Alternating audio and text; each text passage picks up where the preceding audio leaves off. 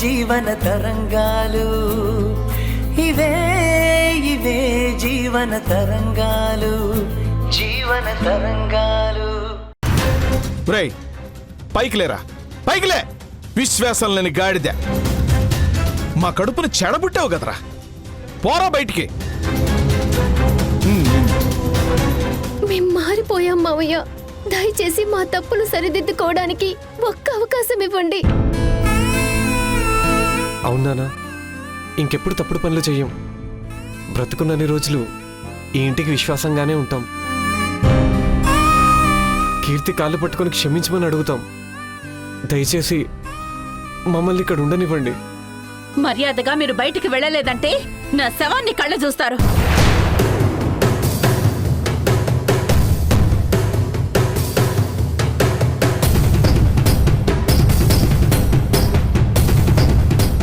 వద్దమ్మా, వద్దు.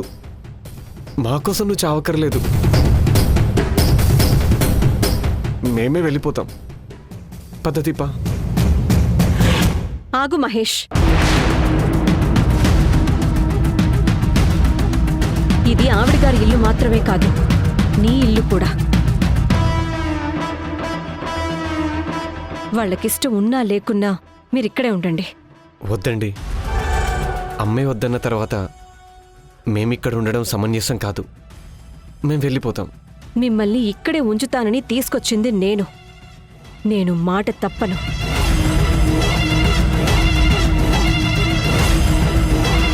మీరు ఇక్కడ ఉండాల్సిందే. నువ్వు ఎదురు తిరిగితే నేను అడ్డం తిరుగుతా. నువ్వు పోటీకొస్తే నేను కూడా పోటీకొస్తా. అడ్డంగా మాట్లాడినంత మాత్రాన వదిలేస్తానని అనుకోకు. ఈ ఇంటి కొడుకుగా ఆస్తిలో వాటా మహేష్కు కూడా వస్తుందని కోర్టుకు వెళ్లాల్సొస్తుంది. నాకు కూడా లా గురించి బాగా తెలుసు. కోర్టుకెక్కుదాం. ఎలా వీళ్ళని ఇంట్లో ఉండనిస్తావో నేను చూస్తాను. ఈ రోజే తాడో పేడో తేలిపోవాలి. ఆగుదరణి, ఇంకొక మాట మాట్లాడితే నేను చచ్చినంత ఒట్టే.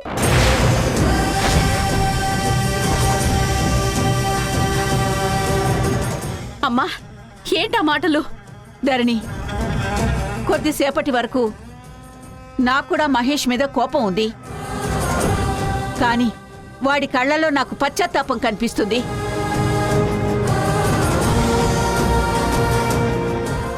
అపరాధ భావంతో కుమిలిపోతున్నారనిపిస్తుంది.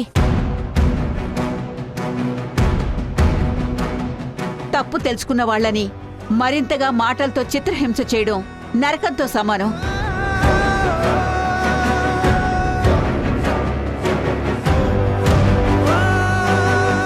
క్షమించు ధరణి. అమ్మా, వీళ్ళ దొంగ ఏడుపులు చూసి నీ మనసు మార్చుకోవద్దమ్మా. వీళ్ళు విశ్వాసం లేని కుక్కలు. వాళ్ళ స్వార్థం కోసం కన్న తల్లిదండ్రులను కూడా కడతేర్చాలని చూసే కసాయి మనుషులమ్మ వీళ్ళు.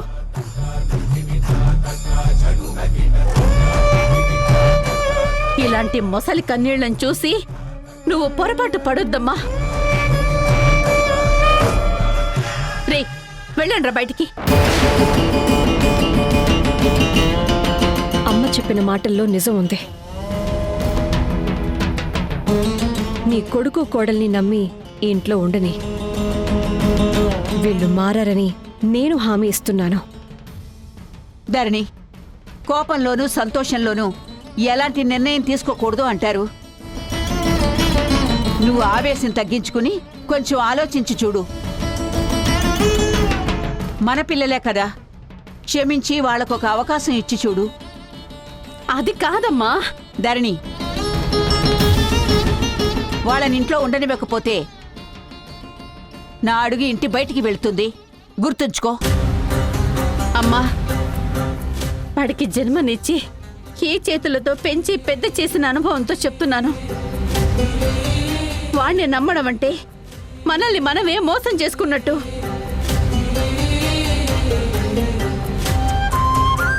మన శత్రువైన ఆ నీలకంఠంతోనే చేతులు కలిపి మన ముందే ఈ ఇంటిని, ఇంట్లో వాళ్ళని దరిద్రమని మాట్లాడినవాడు మళ్ళీ ఈ ఇంటికొచ్చాడు అంటే వాడెంత అవకాశవాదో అర్థం చేసుకో. అలాంటి వాడి కోసం నువ్వు బయటికి వెళ్తానంటావేంటమ్మా? వద్దమ్మమ్మా, మా కోసం నువ్వు మాటలు పడాల్సిన పని లేదు. మేమే వెళ్ళిపోయి ఎక్కడో చోట తలదాచుకుంటాం. లేదురా, మీరిక్కడ ఉండనప్పుడు నేను కూడా ఇక్కడ ఉండను. ఇదే నా చివరి మాట.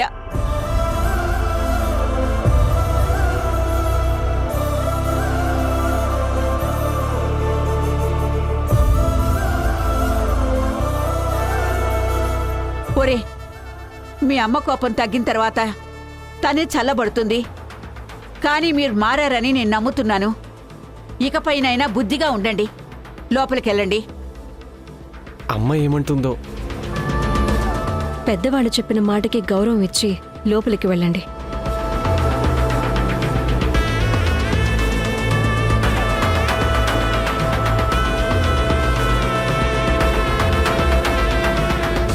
దేవిక, నీ ప్రవర్తన ఎలా అర్థం చేసుకోవాలో తెలియడం లేదే. ఈ ఇంటిని శుద్ధి చేస్తున్నావో మంచి చేస్తున్నావో అర్థం కావట్లేదు. మహేష్ వాళ్ళు మారని నమ్మినందుకు థ్యాంక్స్ అమ్మా. నేను ఈ ఇంటికి మంచి చేశానో చెడు చేశానో మరికొద్ది రోజుల్లో మీకే అర్థమవుతుంది. అంతవరకు ఏం జరుగుతుందో చూస్తూ ఉండు.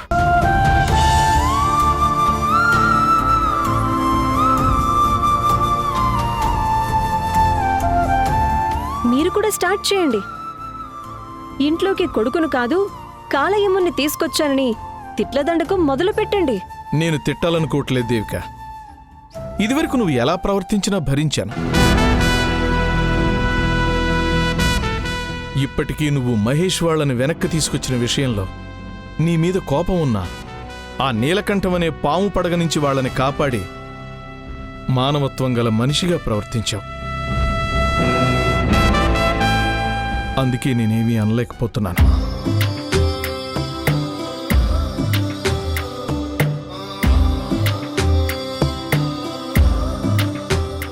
ఈ ఇంటిని చక్కదిద్దే ప్రయత్నంలో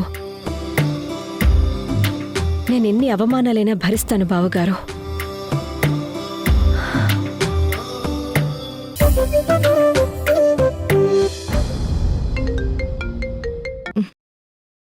హలో అన్నా, నేను రెడీ. చేయి తీస్తే 2000, కాలు తీస్తే 4000. తుక్కుగా కొడితే 8000 అన్నా. కానీ నీకు మాత్రం స్పెషల్ డిస్కౌంట్ అన్నా. ఒకరిని వేస్తే ఇంకొకరిని ఫ్రీగా వేస్తాను. ఎవరిని వెయ్యాలో మెసేజ్ చేయన్నా. ఎవడి రాంగ్ నంబర్? మటన్ కొట్లో రేట్లు చెప్తూ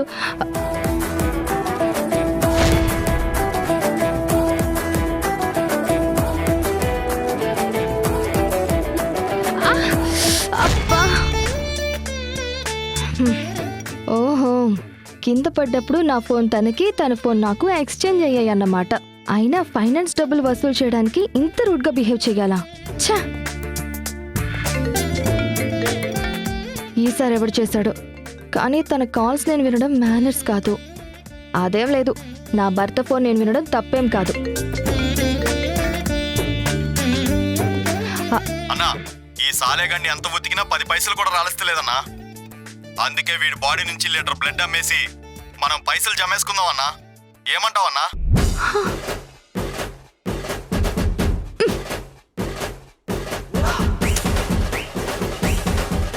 చిచ్చి, ఇలాంటి ఫూల్స్తో నేస్తం చేస్తే భార్యతో ఫ్రెండ్లీగా ఉండడం ఏం తెలుస్తుంది? అందుకే నా దగ్గర కూడా ఒక రౌడీలా బిహేవ్ చేస్తున్నాడు.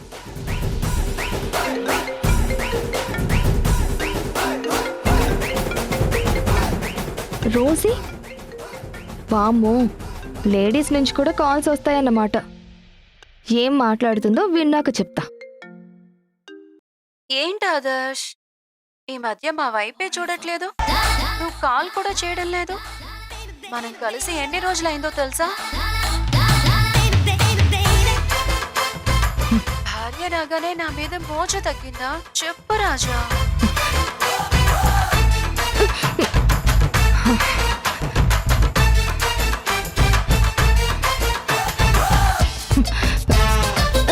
ఏయ్, నీకు దమ్ముంటే అడ్రస్ చెప్పవే. నిన్ను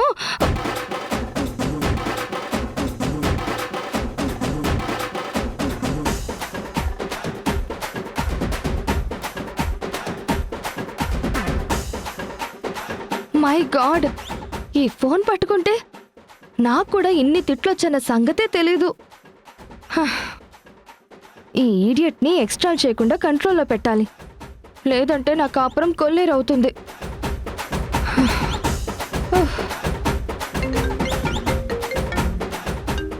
ఈసారి ఎవరికో మూడింది. అన్నా చాలా థ్యాంక్స్ అన్నా. నీ రుణం ఈ జన్మలో తీర్చుకోలేనన్నా. నా కూతురికి ఆపరేషన్కి సాయం చేసావన్నా. నా కూతురు నిన్ను చూసి థ్యాంక్స్ చెప్పాలని కలవరిస్తుందన్నా. సాయంత్రం వచ్చి కలుస్తానన్నా. ఉంటా అన్నా.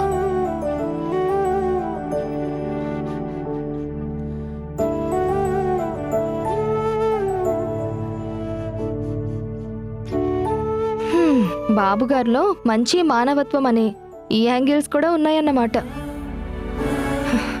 కానీ ఏం చేస్తాం, అంత మంచితనం చూపించే మనిషికి భార్య మీద గుప్పెడంత ప్రేమ చూపించడం రాదు. ఫోను దగ్గరుండడంతో 5 నిమిషాల్లోనే ఇన్ని షేడ్స్ బయటపడ్డాయి. అదే రోజంతా నాతోనే ఉంటే ఇంకెన్ని యాంగిల్స్ బయటకొస్తాయో చూద్దాం.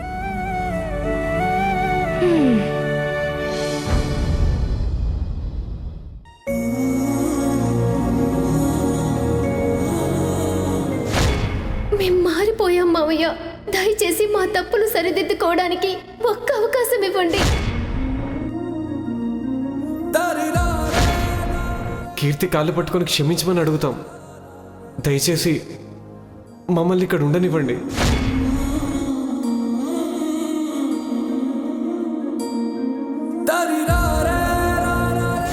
వాళ్ళు ఇక్కడ ఉండడానికే వచ్చారు.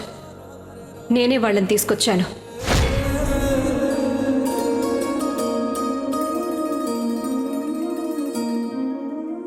జీవితంలో ఎవరి మొహం అయితే చూడకూడదు అనుకున్నానో ఆ దేవిక వల్ల మళ్ళీ వాళ్ల మొహాలు చూడాల్సి వచ్చింది. దేవికకి దీపకీర్తిని పెళ్లి చేసుకోమని పెట్టిన కండిషన్ గురించి తెలిసినా సరే వాళ్ళ పెళ్లి చేసి కీర్తి జీవితానికి అన్యాయం చేసింది. కీర్తి నరకంలోకి పోవడానికి కారణమైన మహేష్ దీపాలను మళ్ళీ తీసుకొచ్చి ఇంట్లో పెట్టింది. దేవిక ఇంతటితో ఆగకుండా కీర్తి వాళ్ళని నేను వేరు కాపురం పెట్టిద్దామని చూసినా ఖచ్చితంగా ఆపాలని చూస్తోంది. ఇంకా దాని ఆగడాలు చూస్తూ భరించే శక్తి నాకు లేదు. ఎలా దేవికని అడ్డు తప్పించాలి? దీనికొక పరిష్కారం కళ్యాణ్తో కలిసి మాట్లాడితేనే మంచిది. కళ్యాణ్కి ఫోన్ చేసి పార్కుకి రమ్మని చెప్పాలి. కలిసాక దేవికని ఎలాగైనా ఇక్కడి నుంచి తీసుకువెళ్ళమని నచ్చ చెప్పాలి.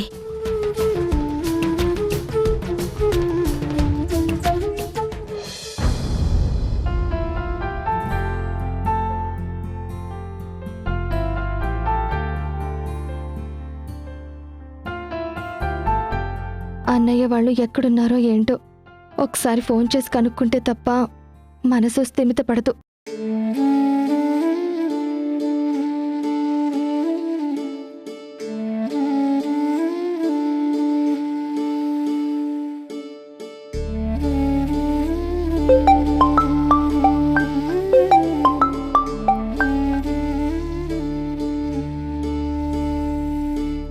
హలో అన్నయ్య, ఎలా ఉన్నావు? వదిన ఎలా ఉంది? మీరు నీలకంఠం దగ్గరే ఉన్నారా, లేదంటే బయట ఎక్కడైనా ఉంటున్నారా? నన్ను క్షమించు కీర్తి. అన్నయ్య, ఏమైందన్నయ్య? మీరు బాగానే ఉన్నారు కదా? నీలకంఠం వల్ల మీకే ప్రమాదం రాలేదు కదా? ప్రమాదమేం లేదు కీర్తి. దేవిక గారి వల్ల మేము ఇంటికి తిరిగి వచ్చాం.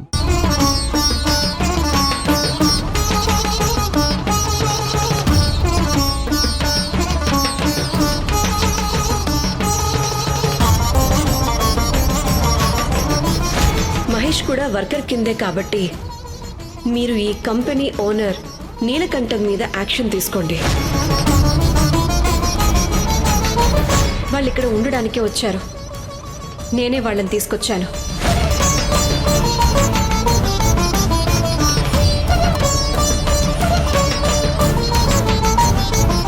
జరిగింది. కీర్తి, ఆ రోజు మీ అత్తమామల ముందు నీ పరువు తీసినందుకు నన్ను క్షమిస్తావు కదూ? అయ్యో, అవేం మాటలన్నయ్యా. మా మావయ్య వాళ్ళకి అప్పుడే సర్ది చెప్పాను. దాని గురించి నువ్వేం ఆలోచించుకు. ఆ నీలకంఠం దగ్గరికి మీరు వెళ్ళిన దగ్గర నుంచి నువ్వేమైపోతావు అని బెంగ పెట్టుకున్నాను. హ, ఆ దేవుడి దయ వల్ల మళ్ళీ మీరు అమ్మ దగ్గరికే చేరారు. నా టెన్షన్ అంతా చిటికెలో ఎగిరిపోయిందన్నయ్య. కీర్తి, అక్కడ నువ్వు ఎలా ఉన్నావో ఆదర్శ్ నన్ను మంచిగా చూసుకుంటున్నాడో లేదో అన్న భయం ఉంది. ఆ భయం ఏం పెట్టుకోవద్దన్నయ్యా. ఆదర్శ్ వాళ్ళు నన్ను ఈ ఇంటి మహాలక్ష్మిలా చూసుకుంటున్నారు. అక్కడ మీరు బాగుంటే నేనిక్కడ బాగున్నట్టే. అవును, అమ్మకి మీ మీద కోపం పోయిందా? అమ్మ ఏమంది? అమ్మకి మా మీద నా కోపం ఇంకా తగ్గలేదు. ఇప్పట్లో తగ్గేలా కూడా కనిపించట్లేదు. అమ్మ కోపం పాల పొంగు లాంటిదన్నయ్య. ఇక్కడ నా జీవితం ఎలా ఉందో అన్న దిగులుతో మీ మీద కోపంగా ఉంటుంది. తొందరలోనే అన్నీ సర్దుకుంటాయిలే.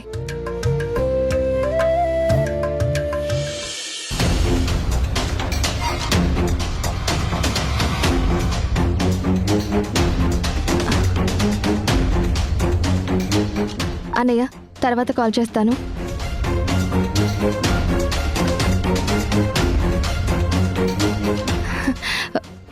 మావయ్య గారు, దేవిక గారు మా అన్నయ్య వాళ్ళని నీలకంఠం దగ్గర నుంచి తీసుకుని ఇంటికి వచ్చేసారంట. దేవిక గారు నీలకంఠం వల్ల వచ్చిన పెద్ద గండం నుంచి సేవ్ చేశారని అన్నయ్య చెప్పాడు. అంతేకాదు మావయ్య, ఆ రోజు ఇంటి ముందు చేసిన గొడవకి మీకు కూడా సారీ చెప్తున్నానని, అలా జరిగినందుకు ఇప్పటికీ బాధపడుతున్నానని చెప్పాడు. మావయ్య, మీరు అతిశయోక్తి అనుకోకుంటే మా వాళ్ళ గురించి ఒక మాట చెప్తాను. మా వాళ్ళకి ఆవేశం ఉంది కానీ అవినీతి చేసే గుణం లక్షణం రెండూ లేవు.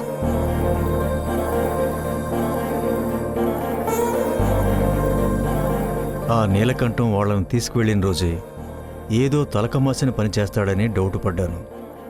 అదే నిజం చేశాడు. ఇందులో నిజమెంతుందో తెలియదు గాని దేవిక వల్ల వాళ్ళు సేఫ్ అయ్యారు. నేను కూడా నీలకంఠం నుంచి కొంచెం కేర్ఫుల్గా ఉండాలి. చూడమ్మా, మీ వాళ్ళు ఆనిముత్యాలా కాదా అన్న విషయం నాకు అనవసరం. ఇప్పుడు నువ్వు ఇంటి కోడలివి. మీ అన్నయ్యలాగా మా మర్యాద తీసే పనులు చేయకుండా ఉంటే అదే సంతోషం.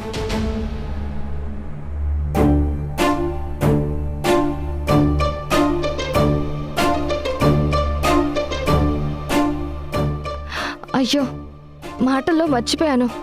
కాలేజ్కి టైం అవుతుంది, త్వరగా వెళ్ళాలి.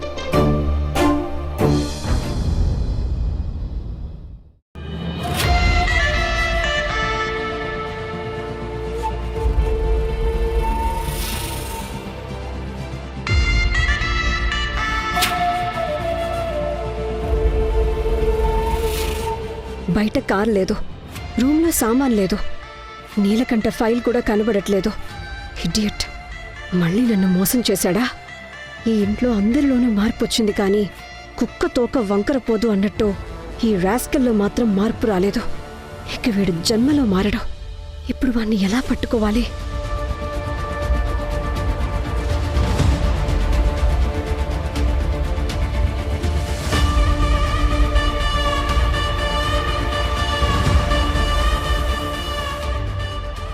మన తలరాతలు మారిపోయి కోటీశ్వరులం అయిపోయామని కలలు కన్నాం.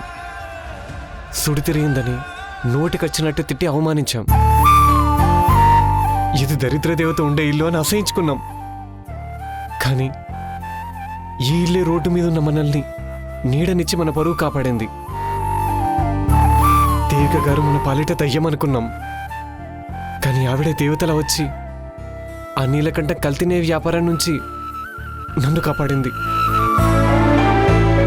జైలుకి వెళ్ళాల్సిన వాణ్ణి నా కళ్ళు తెరిపించి మళ్ళీ నా వాళ్ళ దగ్గరకు తీసుకొచ్చింది.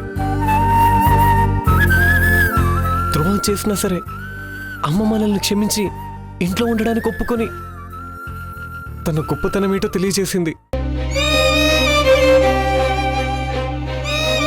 ఇక నుంచైనా మన ఇంటి పరువు నిలబెట్టేలా ప్రవర్తిద్దాం దీపా. తప్పకుండానండి. నేను ఏ జన్మలో ఏ పుణ్యం చేసుకున్నానో అమ్మ లాంటి అత్తయ్య గారు నాకు దొరికారు. ఈ ఇంటికి నేను డెలివరీ అయ్యే వరకు ఉండి వెళ్దామని వచ్చాను. అలాంటి ఈ ఇంటికి వెన్నుపోటు పొడిచాను. కీర్తి జీవితాన్ని నా స్వార్థం కోసం బలి తీసుకున్నాను. ఈ అపరాధ భావంతో అత్తయ్య కళ్ళల్లోకి సూటిగా చూడలేకపోతున్నాను. ఈ విషయం జీవితాంతం నన్ను వెంటాడుతూనే ఉంటుందండి. అందుకే మీరన్నట్టు మన చివరి శ్వాస వరకు ఈ ఇంటి క్షేమం కోసం పాటుపడాలే గాని క్షోభ పెట్టేలా మనం ప్రవర్తించకూడదు. బాధపడకండ్రా. పైవాడెలా ఆడిస్తే మనం అలా ఆడాల్సుంటుంది. విధిరాత ప్రకారమే మన చేతలుంటాయి. ఇందులో మనం కావాలని చేసేదేమీ ఉండదు. నీ వల్ల కీర్తికి అన్యాయం జరగాలని రాసిపెట్టుంది. జరిగింది అంతే. గతాన్ని మార్చలేం గాని జాగ్రత్త పడి భవిష్యత్తుని మంచిగా మలుచుకోవచ్చు. మీరు మారారు, మాకంతే చాలు. ఇన్ని తప్పులు చేసినా చిన్నపిల్లలు చేసిన తప్పులుగా మమ్మల్ని క్షమించి మళ్ళీ మీ మధ్యకి రానిచ్చారు. మీకు చేతులెత్తి మొక్కాలమ్మమ్మ. ఒరే వద్దురా, ఈ గొప్పతనం అంతా మీ అమ్మది. కష్టాలు మోసాలు అనుభవించడం తప్ప జీవితంలో సంతోషాన్ని సంపాదించుకోలేకపోయింది. మీకోసమే తన జీవితాన్ని త్యాగం చేసిందిరా. అలాంటి మనిషిని ఇక జన్మలో నొప్పించకు.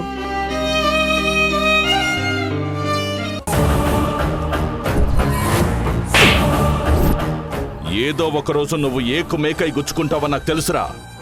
సొంత పెళ్ళానికే ద్రోహం చేసిన వాడివి. డబ్బు కోసం నన్ను మాత్రం మోసం చేయవని ఎలా అనుకుంటాన్రా?